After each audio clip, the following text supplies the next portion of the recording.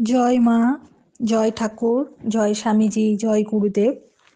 উদ্বোধন কার্যালয় থেকে প্রকাশিত স্বামী পরমানন্দ প্রতিদিনের চিন্তা ও প্রার্থনা এই বইটি থেকে বছরের প্রতিটি দিনই পাঠ করার চেষ্টা করব। আশা করি আপনাদের সকলের ভালো লাগবে। দিব্যত্রয়ীর কৃপা শান্তি, কৃপা পরশ, প্রেমাস্পর্শ, তাদের ভাব আমাদের সকলের মধ্যে ছড়িয়ে পড়ুক, এই প্রার্থনা নিয়ে আমরা শুরু করছি আজ থেকে প্রতিদিনের চিন্তা ও প্রার্থনা স্বামী পরমানন্দ এই বইটির জানুয়ারি মাসের 1 জানুয়ারি থেকে পাঠ শুরু হচ্ছে। সকলকে সাথে থাকার জন্য অনেক অনেক ধন্যবাদ। যদি আপনাদের এই পাঠ ভালো লাগে অবশ্যই আমাদের চ্যানেলটিকে সাবস্ক্রাইব করবেন এবং অন্যান্য সকলের সঙ্গে শেয়ার করবেন। জানুয়ারি মাসের পাঠ সুন্দরভাবে সুসম্পন্ন হয়েছে। আমরা ফেব্রুয়ারি মাসের দিকে এগোচ্ছি। প্রতিদিনের চিন্তা ও প্রার্থনা স্বামী পরমানন্দর। চালাও তোমার জীবন তরণী, স্থির বন্ধু, চলো তুমি স্থির প্রচলনে।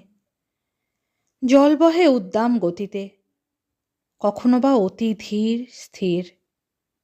রহ তুমি ধরিয়া তোমার পথ প্রদর্শক, আকাশ ভ্রুকুটি করে আবার হাস্যমুখ। ধরো তুমি সযতনে যন্ত্র প্রদর্শক, বায়ু বহে গর্জন প্রকটন রবে, আবার সে হয় যে নীরব। ধরো তুমি দৃঢ় হস্তে তবে যন্ত্র প্রদর্শক, চলো তুমি ধরো হাল দৃঢ় হস্তে, স্থির গতি ধীর গতি হও অগ্রসর। ফেব্রুয়ারি স্থির সংকল্প। যিনি স্থিতপ্রজ্ঞ ও অবিচলিত, যিনি আনন্দ বেদনায় সুখে দুঃখে স্তুতি নিন্দায় সমভাবাপন্ন, যিনি সম্মান অসম্মান বন্ধু শত্রুকে এক বলিয়া মনে করেন, যিনি স্বার্থপ্রণোদিত সকল কর্ম পরিত্যাগ করিয়াছেন, তিনিই প্রকৃত জয়ী। এবং যিনি গুণাতীত হইয়া অচলা ভক্তির সঙ্গে আমারই সাধনা করিতেছেন, তিনিই সত্যি সেই পরম পুরুষের সঙ্গে যুক্ত হইতে পারিবেন। ভগবদ্গীতা। 16 ফেব্রুয়ারি দিনের প্রধান চিন্তা। জীবনের কর্মসাধনার মধ্য দিয়াই আমরা সকল দুর্বলতা জয় করি। আমাদের নিজেকে একটা দুর্গের মতো দুর্ভেদ্য করিতে হইবে।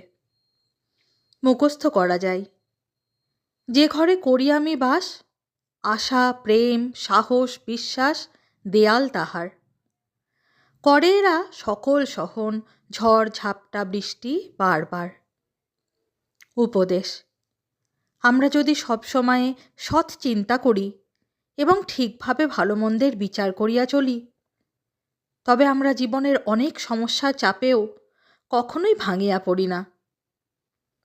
আমরা যখন আদর্শকে নিচে টানিয়া আনি তখন নিজেদেরই ক্ষতি করি।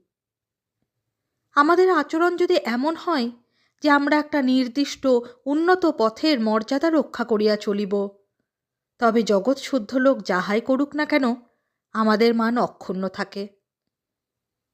আমরা যদি ভগবানের আলোতে বিচরণ করি তবে অন্ধকার সেখানে কোনো স্থান পায় না।